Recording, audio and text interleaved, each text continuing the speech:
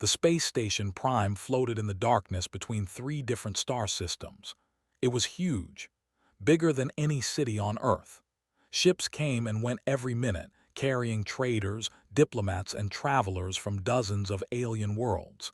The station was neutral ground, a place where different species could meet and do business without fighting. Pressed her face against the shuttle window as they approached. She was 19 years old, small for a human, with short black hair and quick dark eyes. This was her first real assignment as a junior translator for Earth's diplomatic team. Her heart beat fast with excitement and fear. "Stop looking like a tourist," said from the seat beside her. He was older, maybe 40, with gray streaks in his hair and a calm face that never showed worry. He had been a diplomat for 15 years. "Remember, we are here to work. They do not respect people who seem impressed by them." Sat back in her seat. "I am not impressed by them. I am impressed by the station." Almost smiled. "Good answer." The shuttle docked with a soft bump. As they walked through the connecting tunnel, felt the change immediately. Her body became lighter. The station maintained only 0.4 g of gravity, less than half of what Earth had. She had trained for this, but it still felt strange, like walking through water, like floating in a dream. She looked down at the black band wrapped around her left wrist, the gravity compensation device. Every human who came to Prime had to wear one. It did not add weight to her body. Instead, it controlled her movements, slowing her down, making her gentle. Without it, she would be dangerous. Her muscles, trained by Earth's heavy pull, would make her too strong for this fragile place. The delegation was waiting for them at the end of the tunnel. Had seen pictures of the before, but pictures did not prepare her for the real thing. They were tall, almost 2 meters, with thin bodies that looked like they might break in a strong wind. Their skin was pale blue and slightly see-through. She could almost see the shadows of their bones beneath. Their eyes were large and completely black, like pools of dark water. They were beautiful, and they knew it. Ambassador stepped forward. He was the tallest of the group, wearing robes made of something that looked like liquid silver. His voice was high and musical when he spoke, though his words were cold. "The humans have arrived," he said. He did not say welcome. "We will take you to your quarters. The negotiations begin tomorrow. Try not to break anything with your weight." The other made soft sounds that might have been laughter. Felt her face grow hot, but she kept quiet. Had warned her about this. They considered themselves the species in the galaxy. They had invented the jump gates that made fast space travel possible. Every other species needed their technology. This made them proud, too proud. They thought of humans as primitives, heavy, animals who had somehow learned to build spaceships. The walk to their quarters was long. Noticed how they moved, almost dancing through the low gravity. They never seemed to touch the ground for more than a moment. Meanwhile, the human delegation walked slowly and carefully, their gravity bands making every step feel heavy and clumsy. Some they passed in the halls stopped to stare. A few whispered to each other, heard one of them say the word dense and another say primitive. She kept her eyes forward and her mouth shut. Their quarters were nice enough, clean and bright with large windows showing the stars outside, but everything was built for bodies. The chairs were too tall, the beds were too narrow, the door handles were placed too high. "They do this on purpose," said the head of security for their group. He was a big man with a missing left arm, lost in a fight with pirates years ago. His replacement arm was mechanical, chrome-colored, and he wore a gravity band on that wrist too. "They want us to feel clumsy, stupid, out of place." "Then we will not give them the satisfaction," said. "Everyone rest tonight. Tomorrow we begin real work." Could not sleep that night. She lay on the narrow bed, staring at the ceiling, thinking about what waited for them. Earth needed this trade deal. They had resources and technology that humans desperately wanted, but they did not need anything from Earth. That put humans in a weak position. She thought about her grandmother back on Earth. The old woman had raised after her parents died in a mining accident. Grandmother was small-like, but she had survived things that would have killed anyone from a low-gravity world. She had worked in the fields under Earth's hot sun. She had carried water up hills. She had buried 3 children and kept living. "They do not know," Grandmother had said when told her about this assignment. "These aliens who float through space like soap bubbles, they do not know what we survive just to exist. They see our weight as a weakness. They do not understand it as our strength." Touched her gravity band in the darkness. Such a small thing. Such an important thing.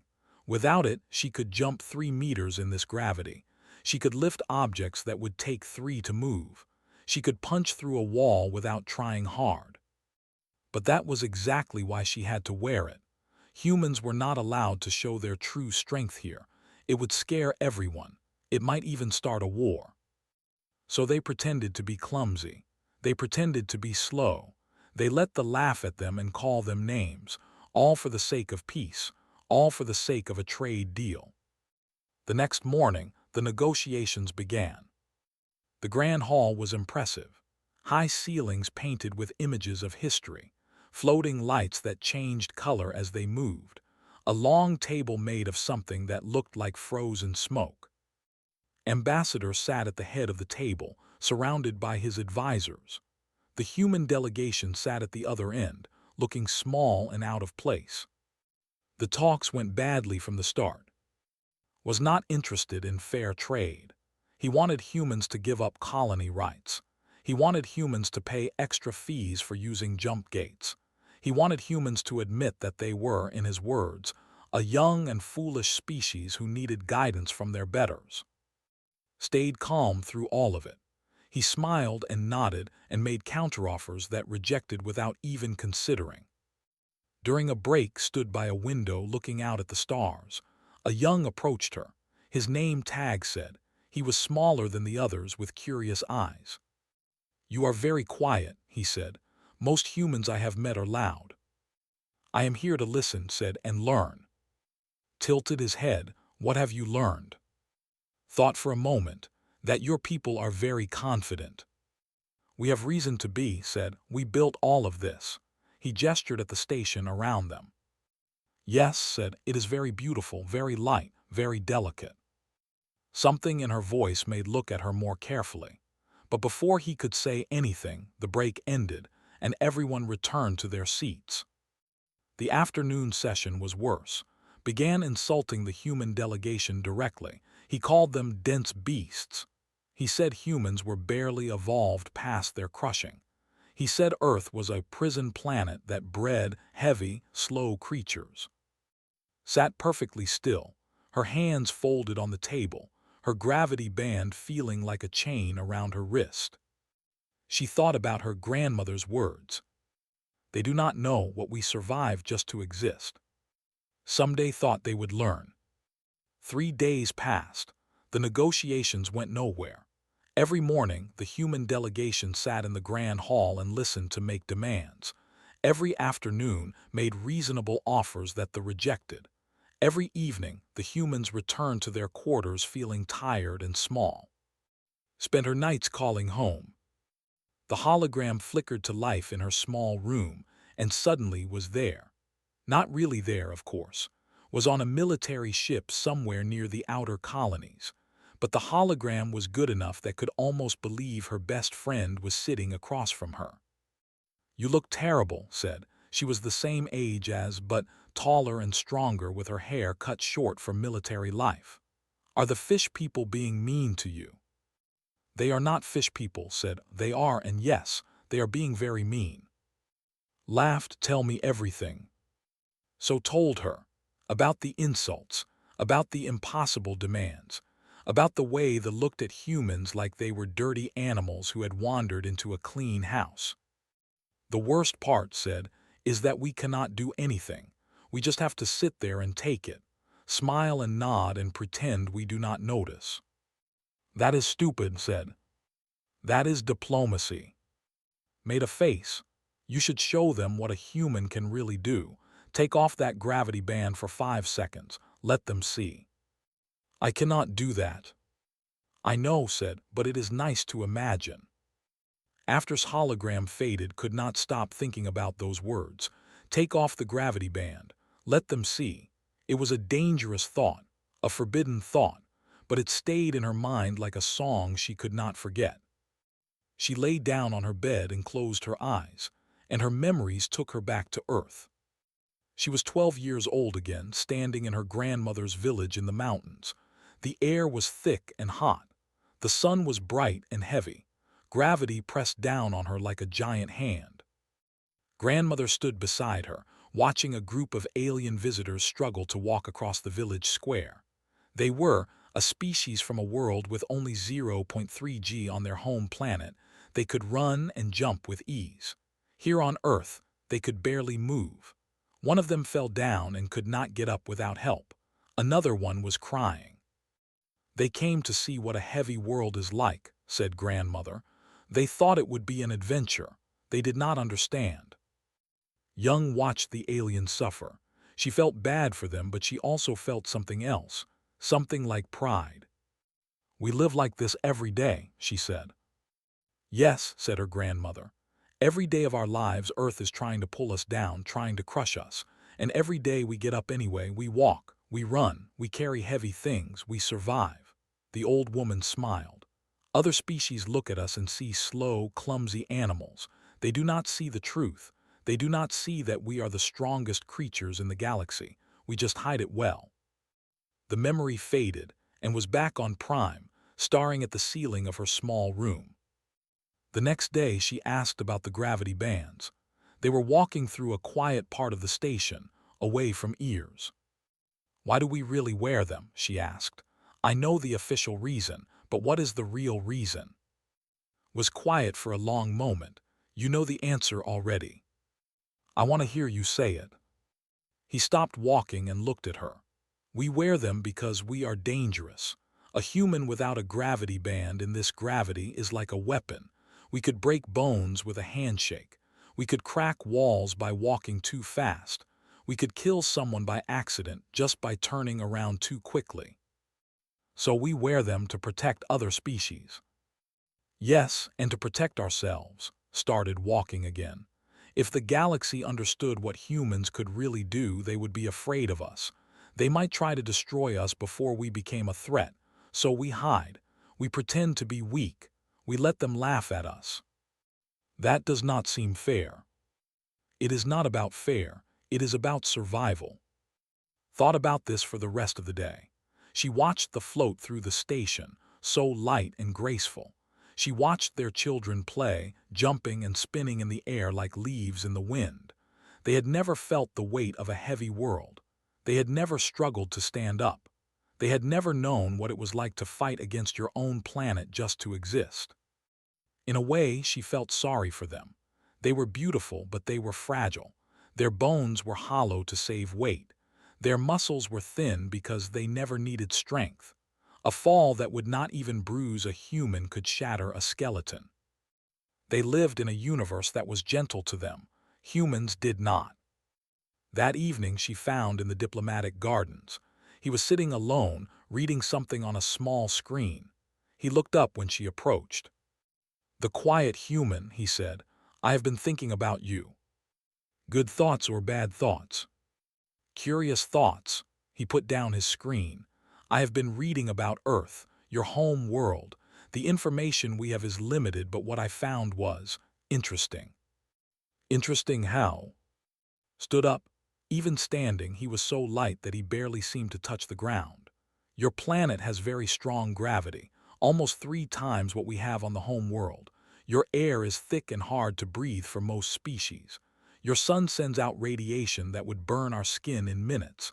You have storms that could destroy our cities, animals that could kill us with one bite, plants that are poisonous, water that is so heavy it could drown us.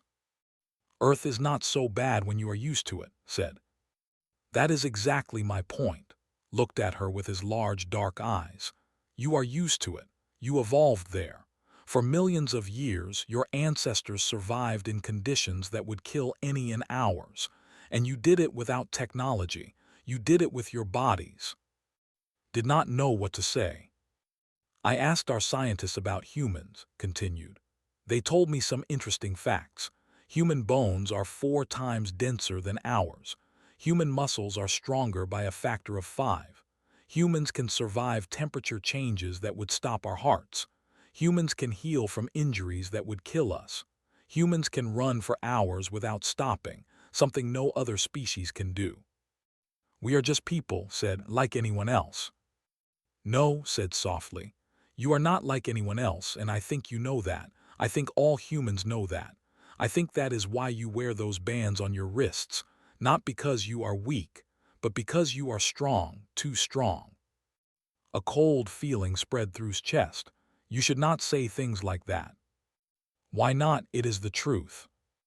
Because the truth can be dangerous. Smiled, it was a strange expression on his alien face. Yes, I am beginning to understand that. He walked away, leaving alone in the garden with the weight of Earth still heavy in her bones. 1 week into the negotiations, everything fell apart. The morning started badly.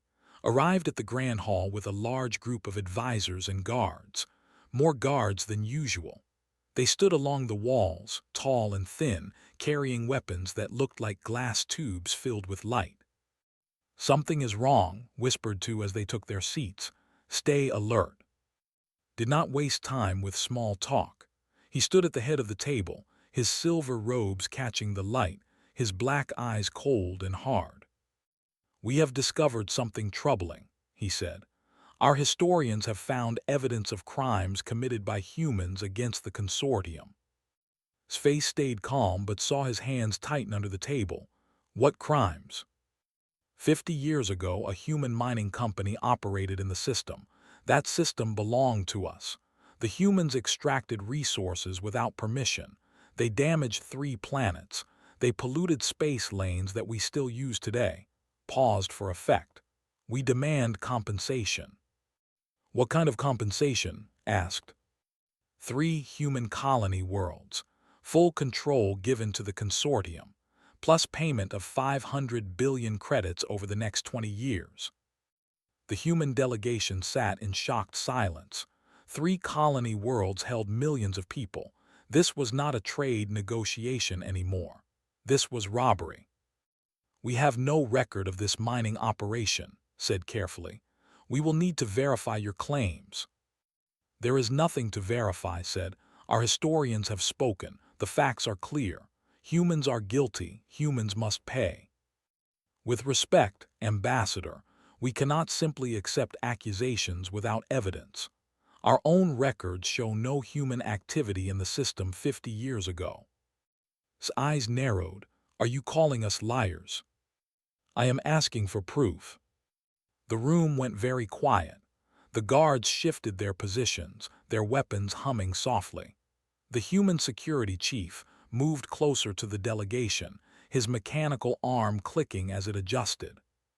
Perhaps, said slowly, the humans do not understand their position. You are guests here on our station. Surrounded by our ships, you have no power, you have no leverage. You have nothing except what we choose to give you. We are a diplomatic mission, said, protected by galactic law. Laughed, it was not a pleasant sound. Galactic law exists because we created it. We built the jump gates. We control the trade routes. We decide what is law and what is not. And right now, I am deciding that humans are guilty. He waved his hand, and the guards stepped forward.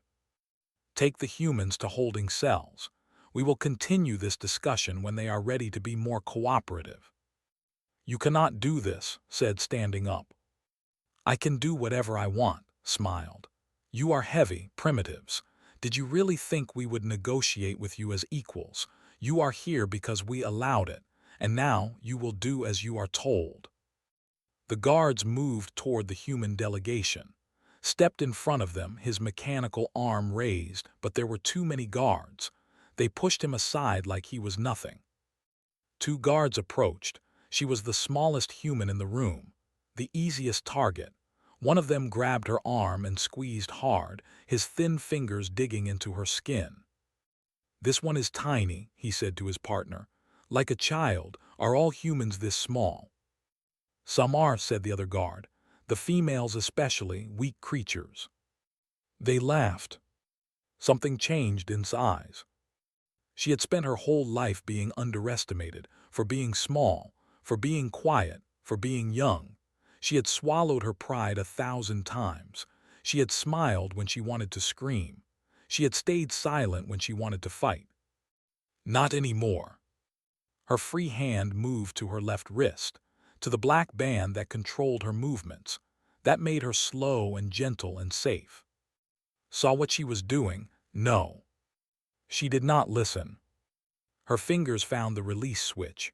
One small button, one small movement, she pressed it. The gravity band deactivated with a soft click. For a moment, nothing seemed to happen, then stood up. It was just a simple movement, rising from a chair, something everyone does 100 times a day, but this time was different. Without the gravity band, his body responded to the station's low gravity the way it was designed to. Her legs pushed with the strength of someone who had spent 19 years fighting Earth's pull. Her muscles fired with power that evolution had built over millions of years. She did not jump, she did not attack, she just stood up. And the floor beneath her feet cracked. The sound was sharp and loud in the silent room. Everyone looked down. A web of thin lines spread out from where stood, the metal panels bending slightly under her weight, her real weight, the weight of a human body built for a world that crushed everything that lived on it. The guard who was holding her arm suddenly found that he could not move her. His grip was tight, but she was an anchor, a stone. He pulled and pulled, but it was like trying to move a mountain. "What is happening?" he gasped. Looked at him, her face was calm. "I am standing up." She took a step forward. The floor groaned, the cracks spread wider. Somewhere in the walls, an alarm began to beep. The guards stumbled backward. In this gravity, they were used to floating, to dancing, to barely touching the ground. The vibrations from footsteps were like earthquakes to them. They could not keep their balance. Grabbed the edge of the table as the whole room seemed to shake. His black eyes were wide with something he had never felt before. "Fear." "What are you doing?" he demanded. "Stop this at once." Took another step. Another crack appeared in the floor. The floating lights in the ceiling flickered and swayed. "You called us primitives," she said. Her voice was quiet, but in the silence everyone heard it. "Heavy, dense beasts. You laughed at us for wearing these bands. You thought they made us weak." She held up her wrist, showing the deactivated band. "You were wrong." The station's computer voice spoke from hidden speakers. "Warning. Localized structural stress detected in Section 7. Maintenance teams advised." One of the windows made a small cracking sound, just a tiny line across the glass, but it was enough. Several screamed. Watched with his mouth open. He had known, of course. All humans knew. But knowing and seeing were different things. Standing in the corner did not scream. He stood perfectly still, his eyes fixed on, and on his face was an expression of wonder. "The whole time," he whispered. "You have been holding back the whole time." Heard him, she turned her head slightly, and for just a moment she smiled. Then was at her side, his hand on her shoulder. "That is enough," he said softly. "They understand now."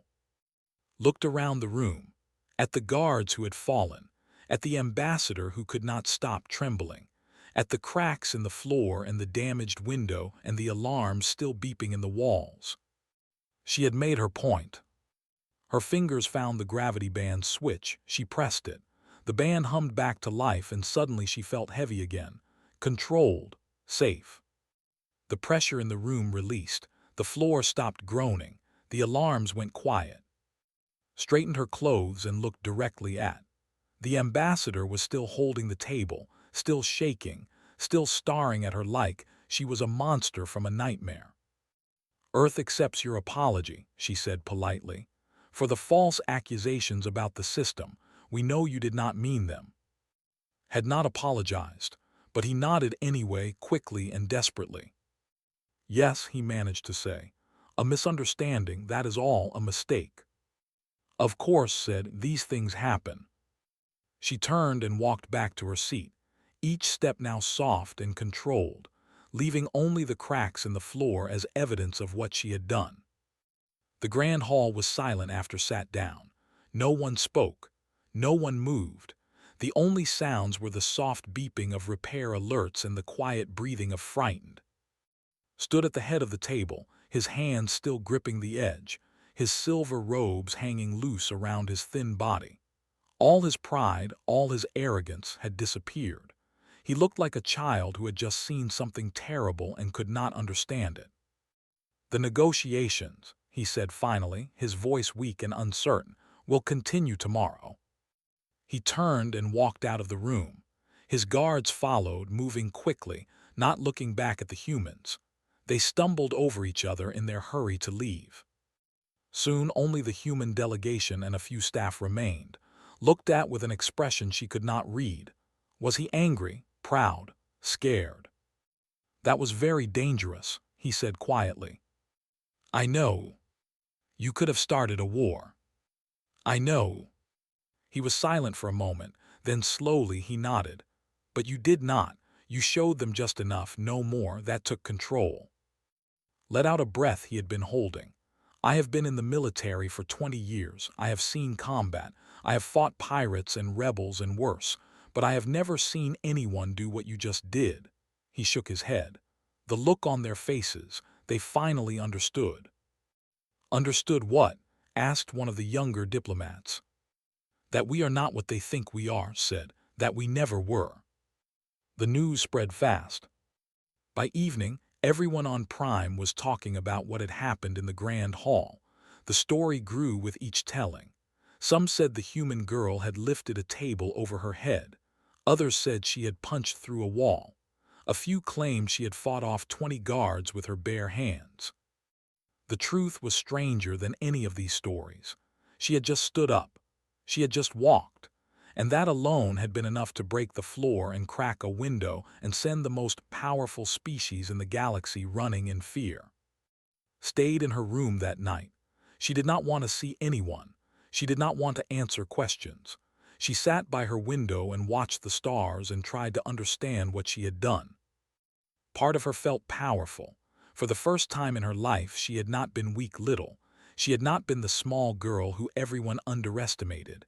She had shown them what she really was, what all humans really were. But another part of her felt scared. She had broken something today, not just the floor, something bigger, a secret that humans had kept for generations, the secret of their true strength. What would happen now? The next morning she found out. Called a meeting in their quarters. All the human delegation members gathered around the small table that was too tall for them, sitting in chairs that were too narrow, surrounded by walls built for bodies lighter than theirs. The consortium has sent a new message, said. They want to restart negotiations immediately. They have dropped all demands about the colony worlds and the payment. They are now asking only for a standard trade agreement with fair terms for both sides. The room erupted in surprised whispers. They gave up everything, asked one of the diplomats, after one demonstration. Not a demonstration, said, a reminder. They had forgotten something important. They forgot that fear works both ways. They thought they could bully us because we seemed weak. Now they know the truth, and they are scared. Will they attack us? Asked another voice. Shook his head. No, they are not stupid. If one small human girl can do what could an army do? What could a navy do? They are thinking about these questions now, and the answers frighten them. So we won, said someone. We did not win, said, we changed the game. Before yesterday they saw us as harmless primitives. Now they see us as potential threats. That is not winning. That is just a different kind of danger. He looked at, but it is also an opportunity. For the first time, they will negotiate with us as equals, because they are afraid of what might happen if they do not. The new negotiations were very different from before. Was no longer the lead ambassador. He had been replaced by an older named who spoke softly and never made demands. The guards were gone. The insults were gone. Everyone was polite and careful, like people walking through a room full of sleeping predators. The trade agreement was signed in 3 days. It gave Earth access to jump-gate technology at fair prices. It opened new markets for human goods. It established diplomatic offices on both sides. It was everything the human delegation had hoped for. But notice the way they looked at her now. Not with hatred, not with respect, with fear, pure, simple fear. They smiled at her, but their smiles did not reach their eyes. They spoke kindly, but their voices trembled slightly. They kept their distance, always staying at least 2 meters away, as if she might explode at any moment. She had wanted them to stop treating her like a primitive animal. Now they treated her like a bomb. She was not sure which was worse. On the last day of negotiations, found her in the gardens again. He approached slowly, carefully, not getting too close. "I have been studying humans more," he said. "Since that day in the Grand Hall, I could not stop thinking about what I saw." "What did you learn?" Sat down on a bench across from her, keeping that careful distance. "I learned that your species has only had space travel for about 300 years. Before that, you were confined to your heavy world, fighting against its gravity every moment of every day." "Yes," said, "that is our history. Other species had it easier. We evolved on light worlds. We built our civilizations in comfort. We spread across the stars while your ancestors were still struggling to survive on a single planet." Paused. "We thought that made us better than you, more advanced, more evolved. And now I think we were fools." His dark eyes were serious. "You did not evolve in comfort. You evolved in a war, a constant war against your own planet. Every generation the weak died and the strong survived. For millions of years Earth was testing you, crushing you, trying to destroy you. And you won. You beat your world." "We did not beat it," said. "We just learned to live with it." "That is the same thing," leaned forward slightly. "Do you know what would be if we had evolved on Earth, extinct? We would have died in the first generation. We could not survive what you survive every day without thinking about it." He stood up, still keeping his distance, but there was something new in his eyes. Not just fear anymore. Something like respect. Something like awe. "You wear those bands to protect us," he said. "I understand that now. You could break this station apart with your bare hands. You could crush our bones with a handshake. You could destroy everything we have built. But you choose not to. You choose to be gentle. You choose to be weak." "We do not choose to be weak," said. "We choose to be kind." Nodded slowly. "Perhaps that is the most frightening thing of all." He walked away, leaving alone with the stars and the weight of Earth still singing in her bones. 2 weeks after the incident in the Grand Hall, stood at the main viewing deck of Prime, watching ships come and go against the darkness of space. The trade agreement was signed. The human delegation was preparing to leave. Everything had changed. Word had spread far beyond the station. Every species in the galaxy now knew what had happened. The story had reached the Collective, the Empire, the Federation, and dozens of other civilizations. They all talked about the small human girl who had cracked a space station floor just by standing up. But more importantly, they talked about what it meant. For centuries, humans had been seen as newcomers to the galactic community. A young species, a primitive species, heavy who needed special equipment just to walk among their betters. Other species had tolerated humans, traded with humans, sometimes even laughed at humans, but they had never feared them. That was over now. Joined at the viewing window, he looked tired but satisfied. The negotiations had been a success beyond anything he had hoped for. "I have news for you," he said. "The Council has reviewed your actions. Some wanted to punish you for breaking protocol, for revealing our capabilities without authorization." His heart sank. What did they decide? Smiled. "They decided that sometimes the best diplomacy is a show of strength. You are not being punished. You are being promoted." He handed her a small data tablet. On it was an official document with her name and a new title, Special Liaison to the Galactic Community. Her assignment, to represent humanity in negotiations with 7 different species who had specifically requested her. They asked for me, could not believe it. By name, they called you the small human who made the kneel. Apparently, everyone wants to meet you now, some out of fear, some out of curiosity, some out of respect. Shook his head. You have become the most famous human in the galaxy. Did not know how to feel about that. She had never wanted fame. She had just wanted to stop being laughed at, to stop being treated like an animal, to make them see humans as they really were. Maybe she had succeeded too well. That evening's hologram appeared in her room. Her friend was grinning from ear to ear. I heard the news, said. You broke a space station with your body weight, very diplomatic, very subtle. Laughed despite herself, I was gentle. You cracked the floor, you broke a window, the whole station thought it was going to fall apart. I only took 2 steps. 2 steps, threw her hands up in mock frustration. Do you know how jealous everyone on my ship is? They all wish they could have seen the faces. The mighty, running away from a girl who was just standing up. Laughter faded. It is not funny, not really. I scared them. I scared everyone. They look at me now like I am a monster. Smile softened. You are not a monster, you are a human. That is much scarier. Is that supposed to make me feel better? It is supposed to make you proud. Leaned forward, her hologram flickering slightly. Listen, for 300 years humans have been hiding, pretending to be weak, letting other species push us around because we did not want them to see what we could really do. And maybe that was smart. Maybe it kept us safe. But it also meant we had to swallow our pride every single day. So you stopped swallowing, you showed them the truth. And yes, they are scared, but they are also thinking. They are asking themselves questions they never asked before. Questions like, what else are the humans hiding? How strong are they really? What would happen if we made them angry? Was quiet for a moment. You think that is a good thing? I think it is necessary. Fear is not the same as hate. They hated us before because they thought we were beneath them. Now they fear us because they know we are not.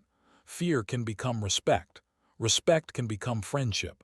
It just takes time. Smiled again. You started something today, something important. The galaxy will never look at humans the same way again. That is not a bad thing. That is progress. The hologram faded, leaving alone with her thoughts. On her last morning on Prime, went to the diplomatic gardens one more time. She wanted to see the alien flowers and feel the artificial sunlight and remember this place where everything had changed. Was there waiting for her. He had a small package in his hands. I wanted to give you something, he said, before you left. He handed her the package. Inside was a crystal flower, perfectly preserved, its petals the same pale blue as skin. This is from my home world, said. It is called a memory flower. We give them to people we want to remember, people who changed our lives. Held the flower carefully. It was beautiful and delicate like everything the maid. Thank you, she said, but I did not do anything that special. I just stopped pretending. That is what made it special. Looked at her with those large dark eyes. All my life I was taught that we're the most advanced species in the galaxy. Though the best, other species were lesser, especially the heavy, especially humans. He paused, choosing his words carefully. Then I watched you break our floor by standing up. I watched you crack our window by walking. I watched the most powerful people in my government run away from you like frightened children, and I realized that everything I had been taught was wrong. We are not better than you, said. We are just different. No, said, you are better. Not because you are stronger or faster or tougher, because you could have destroyed us at any time and you chose not to. You could have conquered the galaxy by force, and instead you asked for trade agreements. You could have ruled through fear, and instead you pretended to be weak so we would not be afraid. He bowed his head slightly. That is true strength, not the ability to destroy but the choice not to. I hope my people learn that someday. Did not know what to say. So she just smiled and put the crystal flower in her bag, next to her gravity band and her grandmother's picture, and all the other things that reminded her of who she was and where she came from. The shuttle back to Earth was waiting, and the rest of the delegation were already aboard. Took one last look at Prime, at the huge station floating in the darkness between stars, at the place where she had stopped being a quiet, underestimated girl and become something else. She walked up the shuttle ramp, each step controlled and gentle, her gravity band humming softly on her wrist. "Are you ready?" asked as she took her seat. Looked out the window at the stars. So many worlds out there, so many species. Some would fear humans now, some would respect them, some would hate them, but none of them would ever underestimate them again. "Yes," she said, "I am ready." The shuttle lifted off, carrying the humans away from Prime, back toward their heavy world, back toward the planet that had made them what they were. Behind them, watched them go. And in the grand hall, the cracks in the floor remained, a permanent reminder of the day they learned the truth about humanity. Humans did not conquer the galaxy with weapons or ships. They conquered it the same way they conquered Earth, by surviving what nothing else could, by enduring what no other species could endure, by carrying the weight of their world in their bones and their blood and their hearts, and by choosing, every single day, to be gentle with creatures who could never understand what that really meant. The stars waited, and humanity was ready to meet them.